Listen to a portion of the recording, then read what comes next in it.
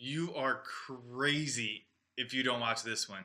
I sit down with the CEO of Aeromar and we discuss it all. We discuss what gets him motivated. What is the first thing he does when he wakes up in the morning? How does he stay organized? What does he look for in an ideal team member? How does he drive change and transformation? And what's that one thing that he looks for in a company or in a team member? And let me just do a little spoiler alert. It has to do with culture. So watch this one. You don't want to miss it. The CEO of Aeromar. I introduce you to Andrés Fabre.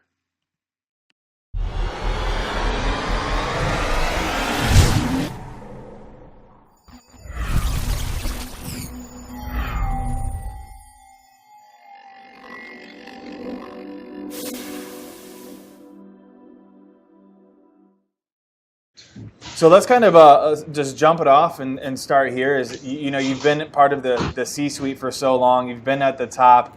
Tell us a little bit about yourself and the journey that's led you to Aeromar, because obviously you like a challenge, as we had said before we started recording. So tell us what's your journey been?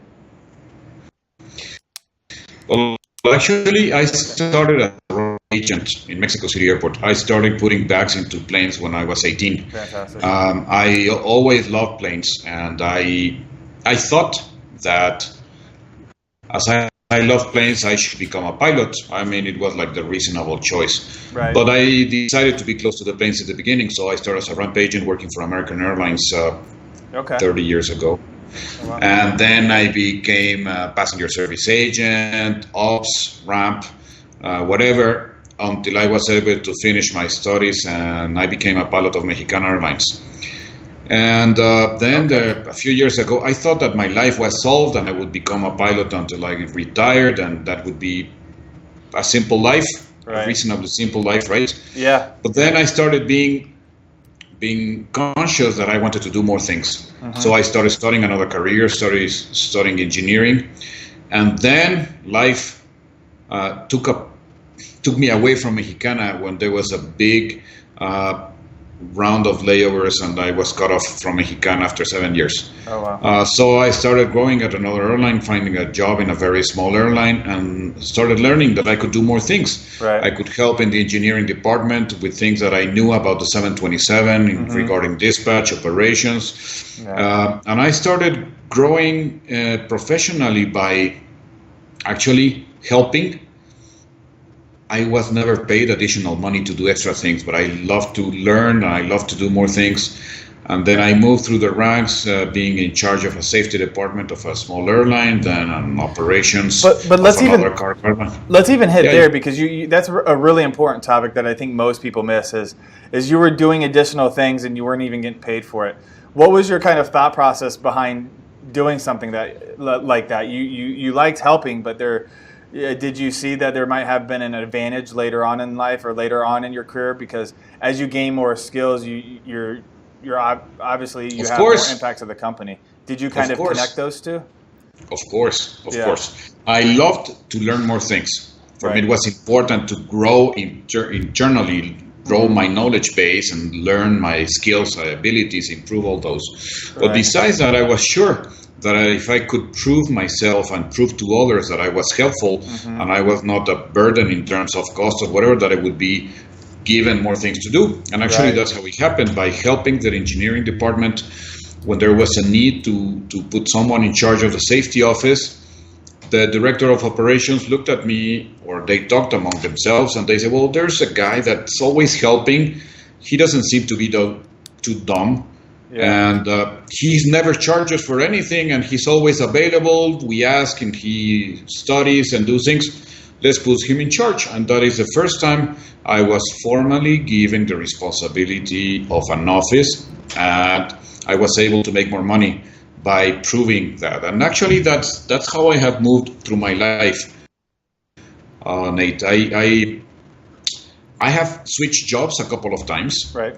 or actually have accepted less money than what I was making in my current job.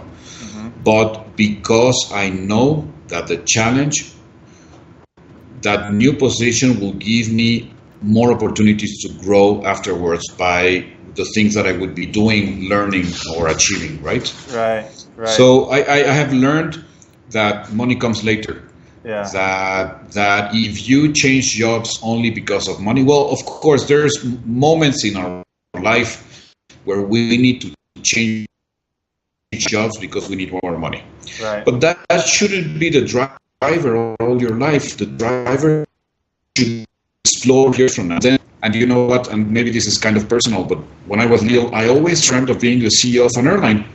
And I started putting bags into planes, loading bags. Yeah. And I'm sitting here now at the CEO office of an airline. So I'm actually very clear that if you look at your goals as really professional goals, and you're not only money driven, you can achieve many things. Right. Well, it's fascinating to see the connection from literally almost from the bottom, and I hate saying the bottom, but entry level, loading bags all the way to the top. And I think most people miss that connection of you got to the top by taking pay cuts, by doing additional things that you didn't need to do, because you show people that you're an intelligent person and you're going to be worth more, not in financial terms, but more worth more to the operation just in general. Yes, of course. Outside of the financial side. That's huge. You're at the top, and there's a lot of pressure at the top. It's essentially all on your shoulders. You're the main person to blame for almost everything, right? Yes. So how do you deal with that? How do you go into your day? And especially for the people that are, loading bags now, or they're mechanics or however, how do you organize your day to kind of shoulder such responsibility? Do you have any rituals you use to kind of get into the momentum of the day, or you just kind of go gung ho? Well, there's a lot of aspects regarding that. In the personal matter, I have learned to do meditation since about 15 years ago. Meditation. So I meditate. Okay. I take a few minutes every day in the morning and try to be aligned, because it's very complex. As you say, there's a lot of pressure. So you have to take a moment to yourself, for yourself, to be aligned. That's very important. But that's more on a personal matter. Professionally, and in terms of how I organize my day, as you were asking. Yeah. Well, I always try to give me half-hour breaks between meetings. I used to program schedule meetings back to back, and there's always things that happen unexpectedly. Yeah. And if your day is full and scheduled full of meetings, then you're always late, unable to answer an email, unable to answer a call. So I always schedule my meetings with a half an hour break. I almost try. I try all the time, but I almost achieve it to give me half-hour breaks. Right. And that is a moment where I resolve urgent things that were not scheduled and planned things, where I catch up on emails or on phone calls, or actually do a couple of personal things, like call home or do a banking transaction. I mean, you need to have things happen personally and professionally. So that's very important for me. I have learned that I cannot schedule back-to-back meetings because I would never make it. I empower my team a lot. Huh? Well, I was going to say, because everything always pops up, especially in aviation. Exactly. There's always something popping up. Another technique that I use, actually, and it's a very simple technique. My inbox in my email account is my to-do list. Okay. So I leave items that I haven't resolved as an unopened email. And I go several times a day through my inbox, and things that maybe are not that important, but I can solve in 30 seconds by saying yes, okay, no, go ahead, whatever. Fast, yeah. I get them fast. So I go through my inbox very fast and get rid of all those little stones that would bother you all day and grow your inbox tremendously. So I get rid of those very fast. Then I do a second round of things that I have to put, I would say, up to a minute or 2 minutes to read in a little bit more detail. Right. And I do that second round. And things where I have to analyze a document, give an opinion, see a PowerPoint in detail, then I keep for those breaks that I have where I need to focus. But that way, what I achieve is getting rid of a lot of, I was going to use a bad word, but a lot of sand. Okay. a lot of sand that will bother you all the day, because if you don't get rid, and people say sometimes, well, this is not important. Why would you take even 3 seconds on answering a very stupid, simple thing? Well, it is important, because if you have 10 or 20 of those things, then your pressure grows tremendously. So I use that technique, and that has been very, very helpful in achieving That's awesome. a reasonable technique on answering, I would say, almost every email that I receive. Wow, that's fantastic. And you're, as a CEO too, you're so responsive. I mean, you're just so on it. Obviously, I'm sure you prioritize yourself to see what the impact is for yourself. But yeah, you're so responsive. So you have your, and I almost use a bad word, but your sand together too. So I'll use the same term. So I want to go back to meditation, because I find that's really important, and I meditate every morning as well. It really helps me start my day, and it's really, I wouldn't say necessarily change my life, but it's really helped me kind of shoulder a lot of stress. Yes. What type of meditation practice? We don't have to go into too much detail, but do you do like 10-minute breathing exercises and just clear your mind, or just what's your approach? Because I think more people should take on meditation, and it's totally up to them, but life throws you a lot of curveballs, both good and bad, and meditation really keeps you at equilibrium, and I find it very important. At this stage in my life, I don't follow a technique. To be honest, I have learned several techniques, and I actually meditate as Andrés needs to meditate. So it's complex to explain, and we would go deep into meditation. But what I do is sit in a nice position where I'm comfortable. I close my eyes, I breathe, I concentrate in several chakras of my body. Oh, nice. I breathe again and open my eyes. Sometimes I hear mantras while meditating. Sometimes I'm very eclectic in that way. I'm not very traditional in terms of a very formal meditation. I just need to take a few minutes. Sometimes I meditate for 5 minutes. Sometimes if I wake up early, if I have insomnia, that is quite common now. Oh, no. I would meditate for 45 minutes or an hour. I don't follow a strict protocol in that. Yeah. And I think the problem with most people meditating is they think, well, my mind races, and I think everybody's mind races for the most part. Over time, it doesn't. But I say, is if your mind is racing and you go and you start thinking about that thought, well, you've just gone back into your body. So you are essentially meditating, as long as you get rid of the clutter. But that can't stop you from meditating, because everybody's mind races.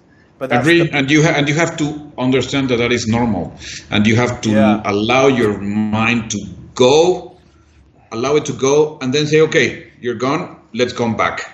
But if you try to refrain from thinking, no, I cannot think, and it loses. So that's I agree totally with you. You have to let your mind go a little bit, and then pull, and then it will go away, and you pull it, and that's the way it works for me.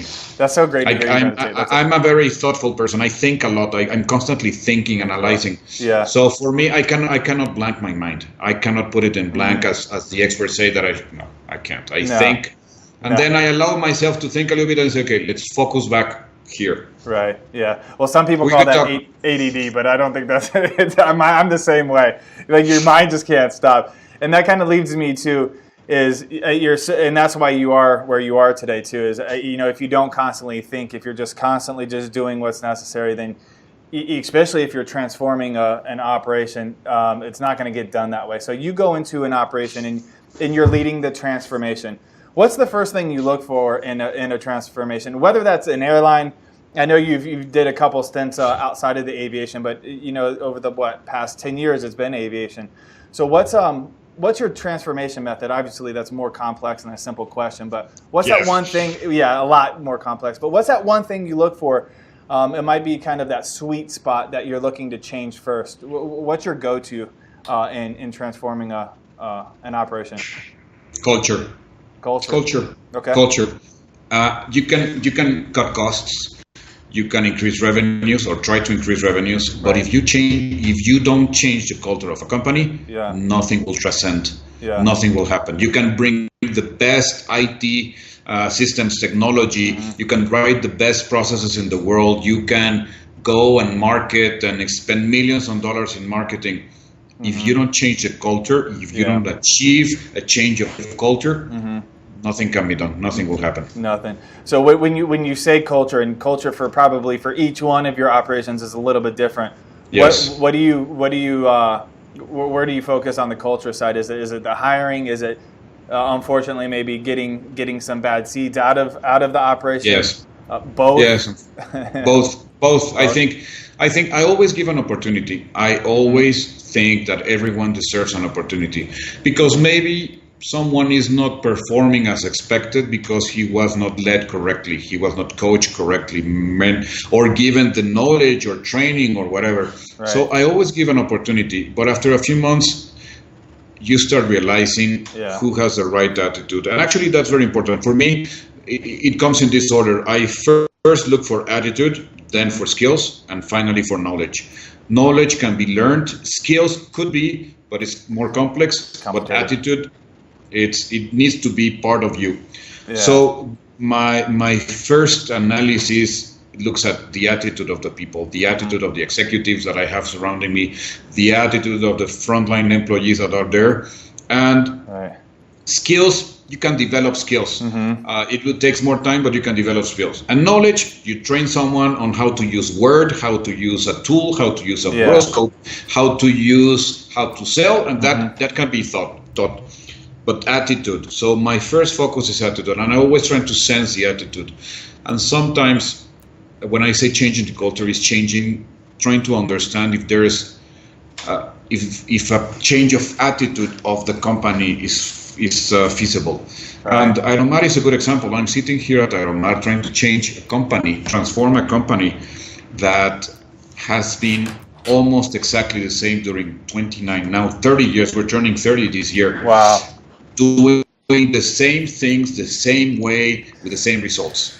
So this has been my greatest challenge to make people understand that we need to act differently to have different results, that we need to behave differently, that we need to treat each other differently, that we need to perform differently. And for that, there's a lot of techniques in terms of really making sure that everyone knows what is expected about themselves.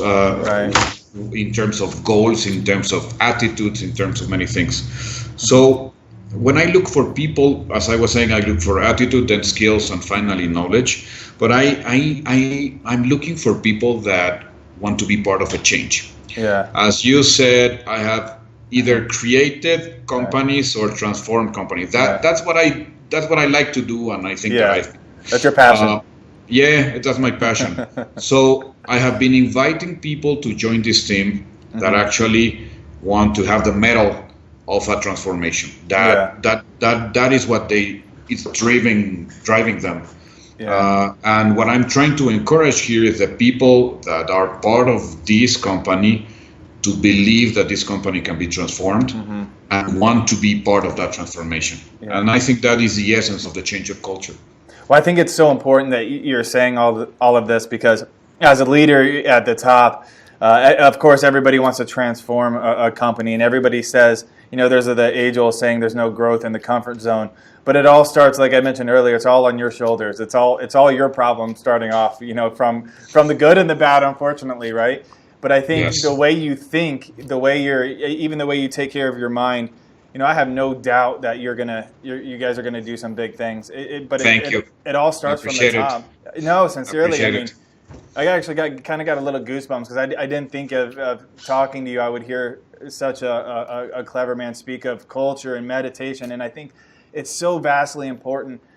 Even maybe the prior CEO or even executives, and even outside of the aviation industry, they get so stuck in that way of thinking that they become. Change is a bad thing, but change is great. Change is how we all grow. If you don't change throughout your life, you have a problem. So that's great. Actually, I was yesterday giving a speech or a talk, actually having a meeting with a bunch of employees, with almost 100 employees in the auditorium, and explaining about this. And I was telling them that I really need people who will embrace change. Those people who will not embrace change will need to leave this company.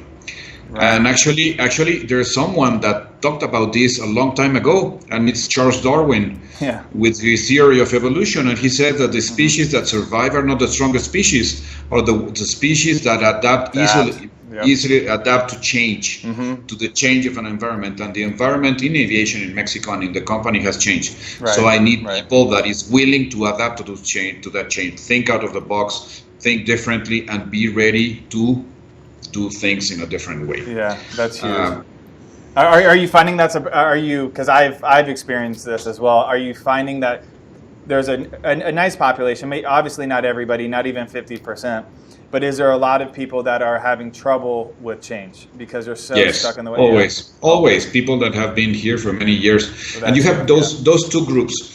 You have people that have been sitting in their comfort zone for many years and are not willing to change. Yeah. And are not maybe willing but not even capable, right? Maybe they but not even capable.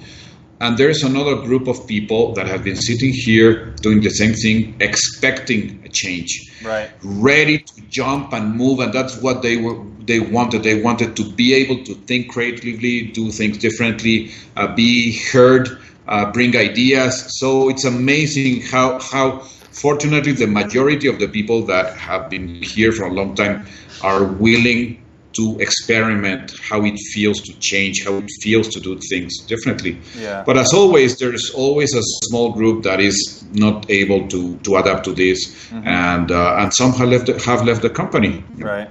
And that's a reality that we all have to face. Well, and that's a good thing for not only for Aeromar and for you, but for that person as well, because they weren't going to be happy there regardless. Agree. So with your change, obviously maintenance is a huge topic, and we could go down such a long tunnel with that. What are some of the maintenance projects you're working on? Are you changing anything in that regard, or is it more focused on your specific customer, which is the passenger? And obviously passenger safety, which is maintenance, is a huge everything. Is everything. So there's a big complex cultural change that is happening in maintenance. Okay. Our maintenance organization through the years was very hierarchical, with big gaps, big vertical gaps. Right. Where frontline mechanics would not able to talk to the supervisors and not even to the heads of department and the managers. And so what we're doing is changing all that culture, making sure that we all talk to each other, that we understand each other, that the goals that everyone has are clear for everyone, that we have open lines of communication. I actually have lunch with 10 employees of the company every 2 weeks, and actually I have had personal lunch during 2 hours talking with at least, I would say, 35 or 40 mechanics, technicians, inspectors, and hearing them and hearing from them what are they leaving, what is happening. Right. I was in the line. I have been I used to work at night shifts. I know how is life at the ramp in the middle of a storm. It can be. I know that. So we're changing that culture into a much more proactive, open communication culture, and the results have been amazing in terms of everyone starting to talk to me by name and saying hi when I walk, and that's amazing. That didn't happen before. Besides that culture, which is my first and main priority, we're doing a couple of other important things, of course. Reviewing our inventory procedures, reviewing our systems. Our maintenance systems are outdated, and we're reviewing new systems to replace them. The backbone of the transformation in terms of what is being seen by the passengers is a new fleet. Yeah, we signed a purchase agreement with ATRs for 8 new ATRs plus 6 options, and that is replacing an old fleet. So we need to change the culture because it's very different to work with old planes than work with new planes. No? The Right. way you get used to treat older planes in terms of the relationship between the technician and the plane Right. is actually totally different to bring to than that relationship with a new fleet. So we need to be impeccable in many aspects and make sure that those new planes that actually we have received already 4 are maintained impeccably Yeah. with the new culture, with a new way of doing things. I'm a very stubborn guy, and I believe. No, not you. Yeah. And I really think that if things can be done impeccably, there's no reason to do them. I agree with that. I agree with that. Right. And yeah. I challenge a lot, I push a lot, and I expect excellency. Yeah. Maybe that in wrapping it up, that it's a cultural change related to the fleet and in understanding that there's IT support that needs to be given Right. to make sure that they have the tools, right? Right. It's actually beautiful to see too, because everything we talk about, it's all going back to the culture. Yes, even it is always. It goes back to that, and it seems like you're a man on a mission with the culture, and it seems like I noticed in the news you get the new aircraft coming in, and it seems like you're leading the way. So what's next for you? What's on your target list? Obviously, you're probably going to be at Aeromar for the foreseeable future. What's on your target list besides driving the culture? Is there anything else for Andrés? I think right now my big challenge is to make sure that Aeromar transforms itself in what it can be. Right. Aeromar has tremendous potential in the Mexican market, international market, and my task here is to make sure that Aeromar flourishes to all its potential. Right. And that is going to take me a few years. So I expect to be sitting around here. I hope I will be sitting here for a while. Absolutely. And I'm starting to see the results in many, many aspects. Good. And I'm very happy with that. We still have a long way to go. Right.